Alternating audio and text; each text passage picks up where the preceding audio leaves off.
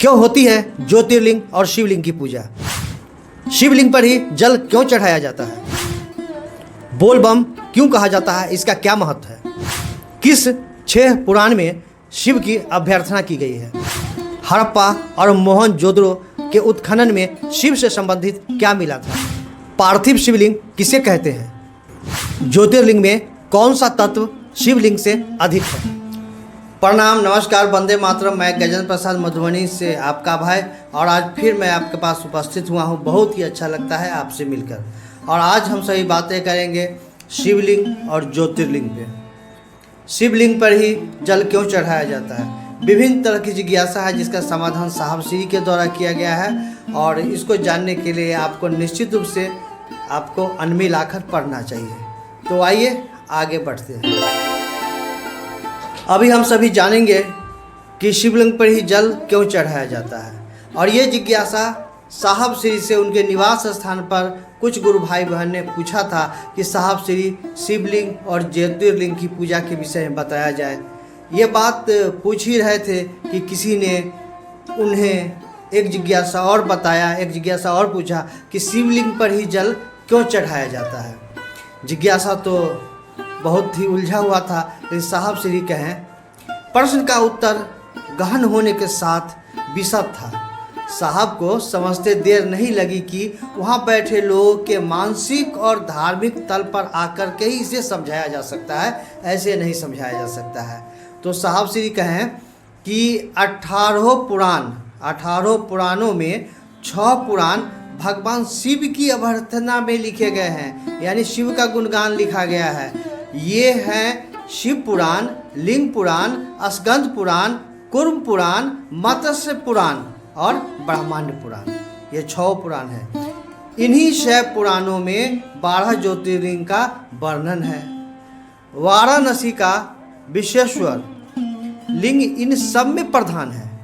मुगल शासक औरंगजेब के समय में उपद्रवियों द्वारा यहाँ काफ़ी उत्पात मचाया गया, तोड़फोड़ किया गया, फिर भी यह ज्योतिर्लिंग ज्ञानवापी के भीतर सुरक्षित रहा।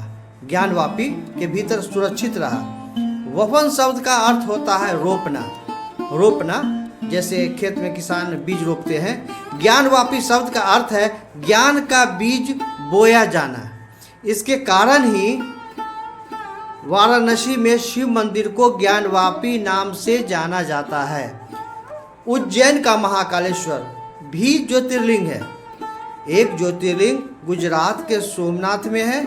प्राचीन काल से ही इसे शायद 1081 ईस्वी में महमूद गजनवी ने नष्ट कर दिया था।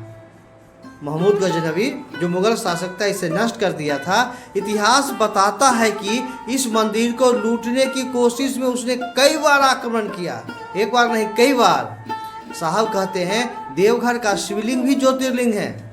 हम सभी जाते हैं ना बाबा धाम, वो बाबा धाम भी ज्योतिर्लिंग है, जिस पर हर साल लाखों श्रद्धालु जलाभिषेक करते हैं और उनकी मनोकामना पूर्ण होती है मनोकामना, इसलिए इसे कामना लिंग भी कहते हैं। सभी जाते हैं, अपनी मनोकामना कहते हैं।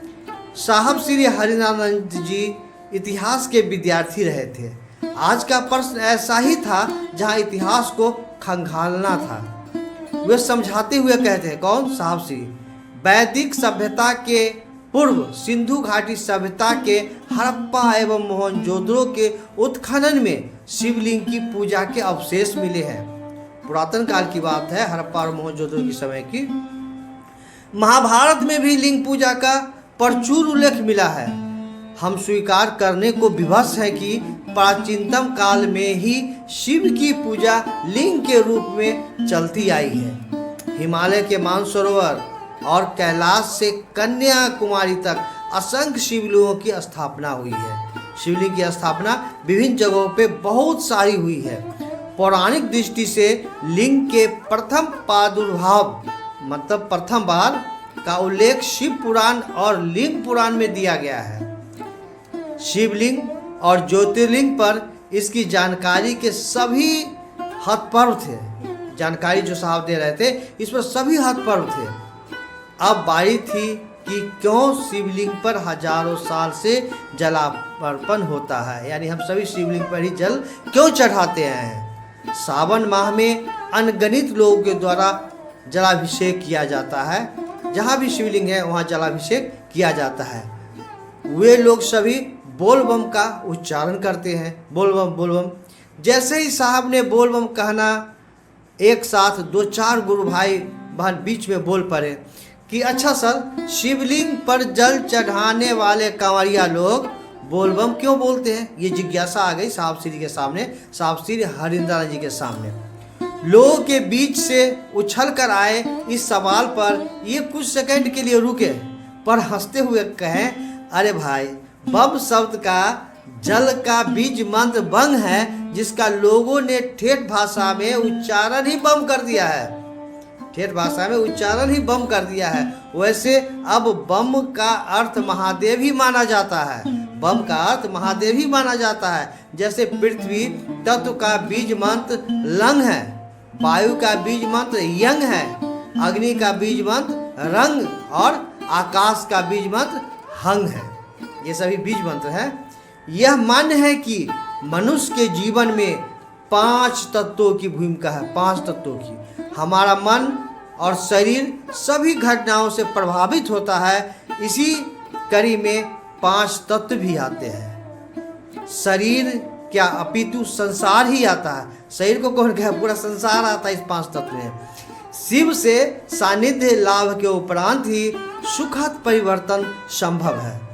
शिवलिंग की पूजा में होता भी यही है।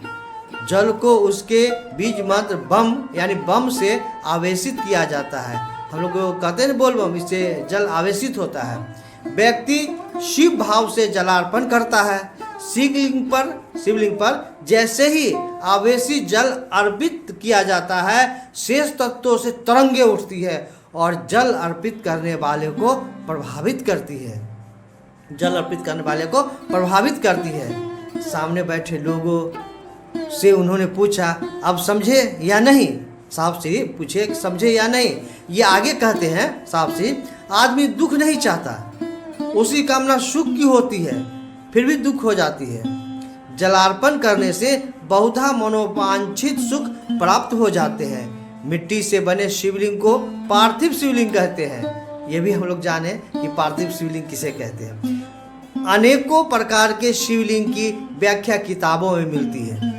शिवलिंग विभिन्न प्रकार का है, इसकी जानकारी हमको विभिन्न धार्मिक ग्रंथों में मिलती ही है। साहब श्री बताते हैं कि शिवलिंग की पूजा हमारे संस्कारगत गुण है, हमारे संस्कार में है ये, जिससे हमारी सभ्यता और संस्कृति ने हमें विरासत के तौर पर सौंपा है।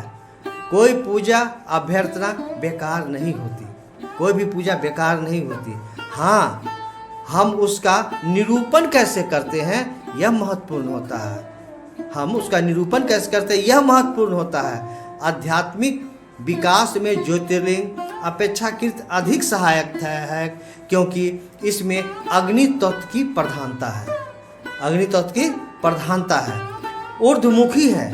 आप मोमबत्ती को जलाकर उलट देंगे तो भी लौ ऊपर की तरफ होगा, ऊपर की तरफ जाएगी। अपनी बात को खत्म करते हुए साहब श्री कहते हैं कि लिंगार्चन में सामग्रियों का और साधन जुटाए जा सकते हैं, किंतु शिव भाव के लिए शिव के गुरु स्वरूप से जुड़ना ही एकमात्र विकल्प है। अतः हम सभी शिव को गुरु मानकर 3 सूत्र का पालन करें, अपने गुरु शिव से दया मांगे। लोगों का जुड़ाव शिव से कैसे हो, इस संदर्भ में उनसे बातें करें, जो मुख्य सूत्र है। दूसरा सूत्र ही ना मुख्य है, बाकी तो सहायक है। अतः अंत में अपने गुरु शिव को नमः शिवाय से प्रणाम करें। यही 3 सूत्र है जिससे हम शिव के करीब पहुंच सकते हैं। इस तरह परमात्मा शिव से हम सभी को स्वतः वो सभी प्राप्त हो जाएगा जो हमारे लिए आवश्यक है। तो इस तरह हम सभी ने जाना कि ज्योतिर्लिंग और शिवलिंग की पूजा कैसे कर सकते हैं। इस संबंध में हम सभी जानकारी प्राप्त किए, और हम सभी जानकारी प्राप्त किए कि ज्योतिर्लिंग पे नहीं शिवलिंग पे हम सभी जलार्पण क्यों करते हैं। विभिन्न तरह की जिज्ञासा थी, सभी जिज्ञासा को उद्धृत किया गया है। आप सभी से आग्रह कि इसे स्वयं भी समझें, जानें, क्योंकि ये सारी बातें साहब श्री की कही हुई है। इसे निश्चित रूप से हम सभी को अनमिल आखर में पढ़ना चाहिए। अनमिल आखर में हम सभी को निश्चित रूप से इसे पढ़ना चाहिए। तो फिर मिलते हैं किसी अन्य वीडियो में, तब तक के लिए आप सभी को मेरा प्रणाम। बस आग्रह और निवेदन यही है कि यदि आप सब्सक्राइब नहीं किए हैं तो कर दें और इस वीडियो को अधिक से अधिक लोगों तक शेयर करें, जिससे कि सभी को जानकारी हो पाए। फिर से आप सभी को मेरा प्रणाम।